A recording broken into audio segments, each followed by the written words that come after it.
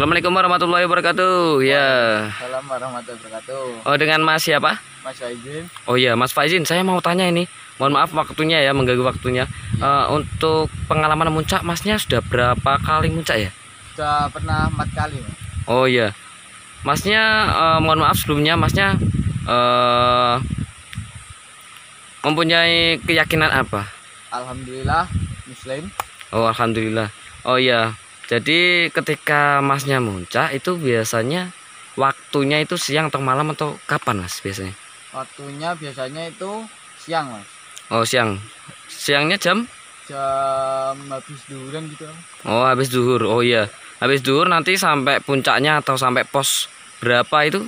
Jam berapaan kira-kira? Palingan sampai posnya itu jam 8-an. Oh, jam 8 ya. Oh ya. Untuk menjalankan kewajiban Masnya sebagai seorang muslim, biasanya bagaimana ya, kan ada sholat zuhur kan pasti sudah, terus ada asar, maghrib sama isya, terus bagaimana? Untuk ibadah sholatnya biasanya kalau sholat asar gitu kita jamak sama sholat zuhur. Kalau yang maghrib isya kita qashar, Mas. Oh gitu ya. Emang di gunung nggak ada air atau bagaimana sih, Mas? Sikornya kok harus dikosor atau dikodok dulu gitu? Air, karena air itu di sana susah, Mas. Biasanya kita bawa dari bawah untuk persediaan minum dan juga biasanya kalau untuk wudhu gitu. Oh gitu ya. Berarti tapi kan biasanya kan mata air kan banyak, tapi berarti nggak semua gunung ada mengandung air banyak juga ya berarti ya. Iya, Oh, seperti itu. Oh ya, mohon maaf mengganggu perjalanannya. Saya mengucapkan terima kasih ya, Mas. Selamat melanjutkan perjalanannya. Mohon maaf, selamat. Halo, assalamualaikum, Mas. Dengan siapa saya bicara? Waalaikumsalam, dengan Duta. Oh iya, Mas Duta, mohon maaf ini mau tanya-tanya sebentar. Pengalaman Mas Duta ketika muncak sudah berapa kali ya? Ya, berapa ya? 2 kali. 2 kali.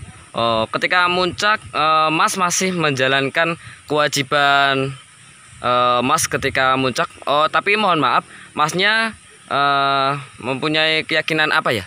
Alhamdulillah Muslim. Oh, Muslim ya. Jadi ketika Masnya muncak biasanya itu waktunya kapan? Biasanya berangkat malam sih, malam mulai dari habis isya terus sampai puncak subuh. Oh iya, berarti ketika waktu subuh biasanya kan di puncak itu kan kita belum tahu apa-apa masalah arah dan lain sebagainya. Kemudian ketika Masnya untuk menjalankan kewajiban Masnya bagaimana ya?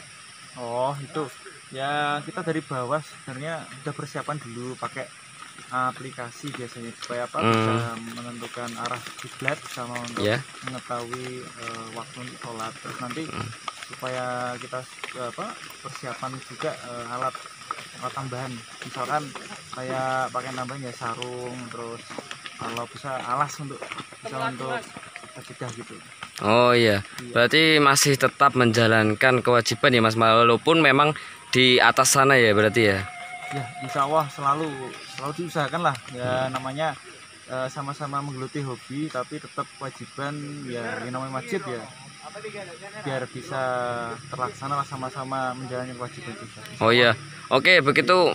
Terima kasih, Mas, ya untuk waktunya. Semoga selamat sampai tujuan ya. Oke, siap, selamat jalan. Ya, semoga. Halo, assalamualaikum warahmatullahi wabarakatuh.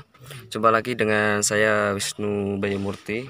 Oke, untuk kali ini saya akan membagi tips atau cara bagaimana ketika kita naik ke puncak gunung.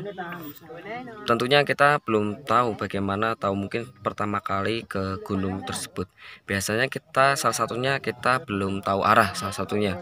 Yang kedua, kita juga belum tahu jalur mana yang akan kita lalui untuk menuju puncak yang akan kita tuju.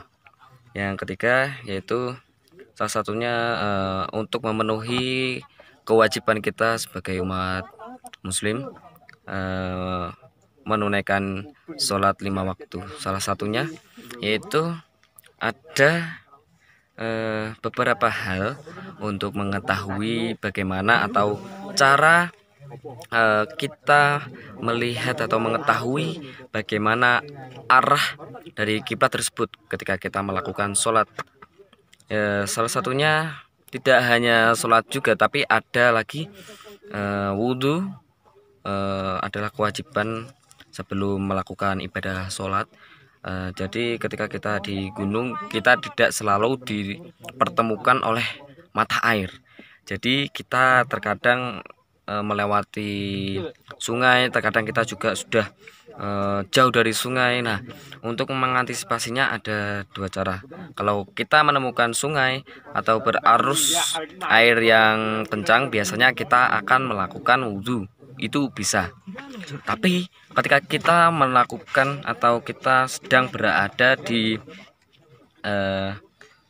lokasi yang memang jauh sekali dengan mata air atau jauh dari sungai, aliran sungai, tentunya kita juga sulit sekali untuk melakukan wudhu. Tapi kita sebagai umat muslim juga diringankan, atau kita juga tidak hanya berwudhu juga. Ketika kita tidak menemukan air, kita bisa melakukan tayamum. Nah, ketika kita bagaimana cara kita ketika di tengah hutan dan kita sangat sulit sekali untuk menemukan mata air, yang salah satunya ketika kita tidak bisa menemukan mata air, kita harus kita diharuskan untuk bertayamum.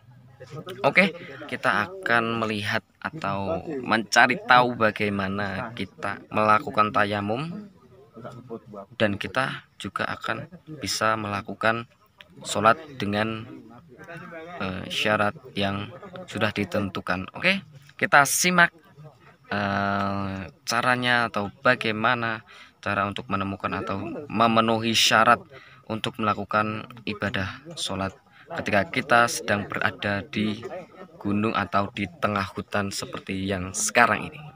Oke, kita simak videonya kali ini.